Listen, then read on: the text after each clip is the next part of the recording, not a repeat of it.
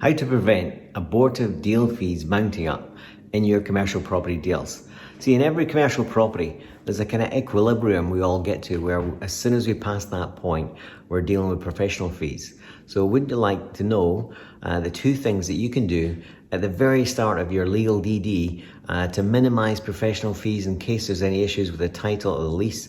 So today we're going to jump in. What are the two things that's absolutely critical to find out immediately upon entering legals or pre-legals most wisely before you jump into a long legal battle trying to get a deal over the line? Let's jump in right now and discuss that.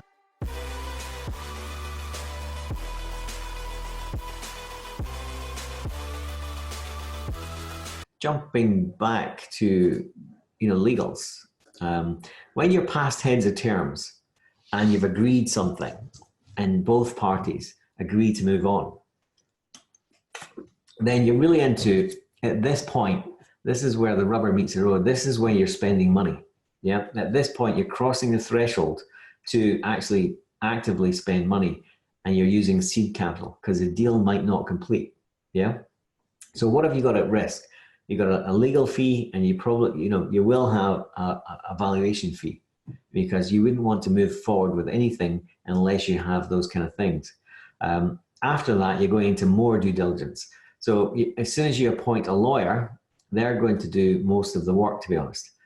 Your lawyer and your agents do most of the work. So your lawyer would deal with it straight away. He would ask for reports, and he would do his research on, who owns the thing, what use is in place. He would do a specific report on the title, and then I always ask him to do a separate report on the lease. So one report on the lease, one report on the title, to really dig into, see what's there and who actually owns the thing, who's on the lease, and to do the research on that. One of my deals actually, where it says prior bank charges, I bought a property, believe it or not, that had a remaining charge from the RBS bank still on this property, which I find incredible, that had not been deleted.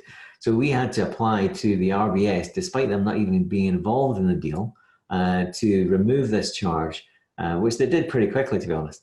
But that was still there, and that's just sloppy legal work by previous professionals. It really is. It should have been removed immediately, but it wasn't. Another thing they'll do is make sure they have the correct use for the premises. Is there planning required? Has it been granted? And on which conditions was it granted? And they have the conditions all been met. Yeah. So these are the kind of things, they're standard things for a lawyer. I mean, there's a hell of a lot more of them. But I'll just send you to sleep.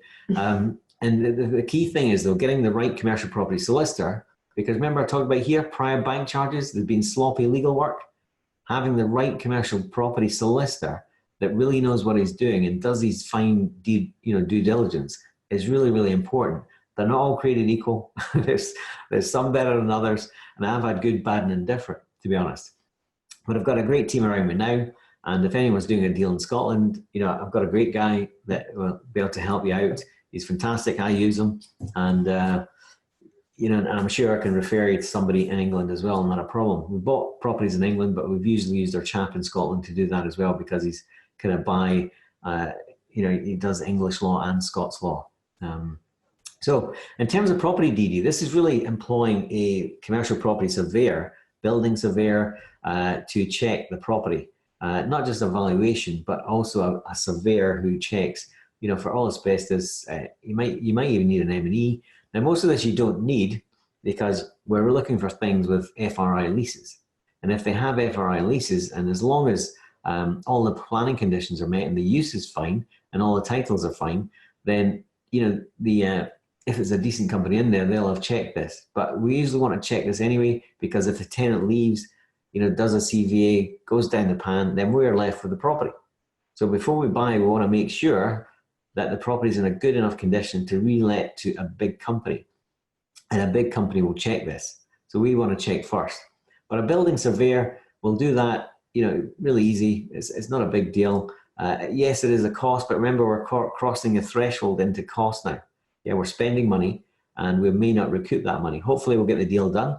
But for example, Chris has just spent a few £100 on a valuation And incredibly, the valuation came in so low, we couldn't do the deal. It's unbelievable how downvalued he put that valuation.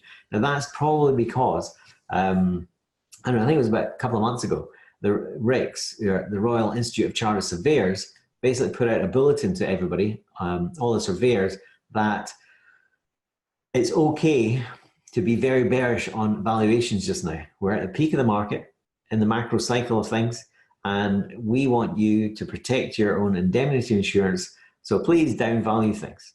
That's what's happened. That's the governing body, RICS, has done that. Now that obviously hurts us, but also helps us, because it helps us.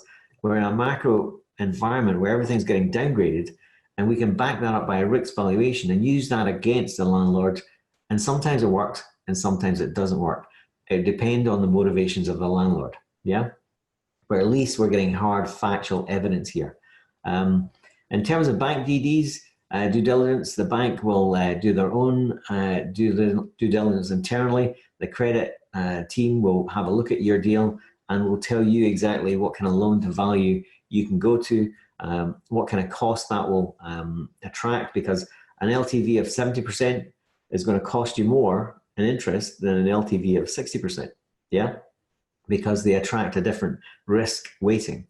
And so the credit will tell you exactly how much that will cost. And it's always great to get a bank, to do the DD, because really it's confirmation that you've got a good deal. If a bank's supporting you, it's massive, it's a massive confirmation that the deal stacks up, that they're prepared to put their capital into not only the deal, but backing you as an individual. And that's a massive show of trust. So in terms of then what we need to do is figure out what kind of SPV we're creating. What kind of, are we setting up an LLP, an SLP, or a limited company, or are we using SaaS? Now, an LLP is a limited liability partnership. It's a partnership between individuals, or it could be yourself and a limited company. It needs more than one partner. Whereas an SLP is slightly different. It's like an LLP, it's taxed like an LLP. It's a Scottish limited partnership, and it really it's a great vehicle in its own right.